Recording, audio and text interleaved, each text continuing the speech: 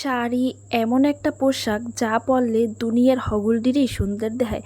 খারান খারান আপনারা আবার ভাববেন না যে বেডা মাতারি সবার কথা কইছি, মুই কিন্তু খালি মাতারিরও কথা কইছি যে শাড়ি পরলে হগল মাতারিরই সুন্দর দেখায়।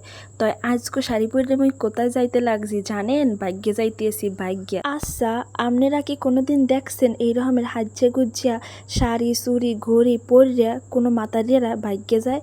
দেখেন মুই গান গাইতে ভাগ্যে যাইতে আসি। হ্যাঁ, একালে সবার সামনে দেয়া কি ভাবতে আছেন সবার মতো মুই না, মুই একটু অন্যরকম হেললে গিয়েই আজকে এই পন্থা অবলম্বন করতে লাগছে। এর আগে আপনারা একটু মোরে কমেন্ট করে জানাইয়েন যে মোরে কেমন দেখায়, মোরে কি আসলে কেউ অ্যাকসেপ্ট করবে। মুই কিন্তু ভাগ্যে যাওয়ার লগিয়া ঘর দিয়ে বাইরেই গেছি একালে সবার সামনে দিনের বেলা, মুই কোনো রাত্রির বেলা ভাগ্যে যাবো না ভাই। চারদিকে যে রকমের রাসেলস ভাইপারের উপদ্রব, কোন সময় পাড়া লাগবে আর কোন সময় এককালে কামড়াইবে হের কোনো ঠিক আছে। হের লইগে মুই দিনের বেলায় আইয়ে পড়ছি। এখন কোথায় যাওয়া যায় মুই ভাবতেছি হেইয়া। আর মুই এমন এক মাতারি যার কোনো ফ্যাশন সেন্স নাই, কেম তারা ছবি তুললে ভালো দেখাইবে, কেম তারা ছবি তুললে ভালো দেখাইবে না হেইয়া মুই বুঝি না। মোর লাগে যে আর এক মাতারি আছে হ্যারে মুই জিগেই খালি কই যে কেম তারা ছবি তুললে ভালো দেখাইবে, মোর একটু কইয়ে দে। এই মাতারি যেরম মোরে করতে কয় মুই হেরম করি, অথচ মুই কত আগে থেকে ভিডিও করি।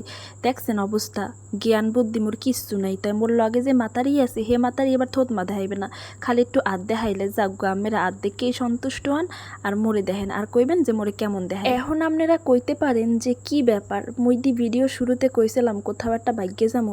হ্যাঁ, ভাগ্যে না যাই এরম রাস্তায় বিয়ে নাচতে আসি কি লইগিয়া।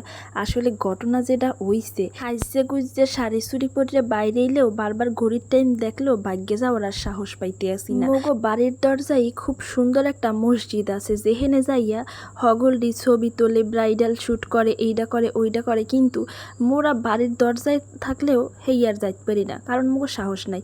যে এরম হাজ্জে গুজ্জে যামু আবার গ্রামের মানুষে কইবে ওয়াল্লাহ কার লগে দেখা করতে যায়, হইছে কাম হইছে, মনে হয় পীড়িত করে কের লগে দেখা করতে যায়।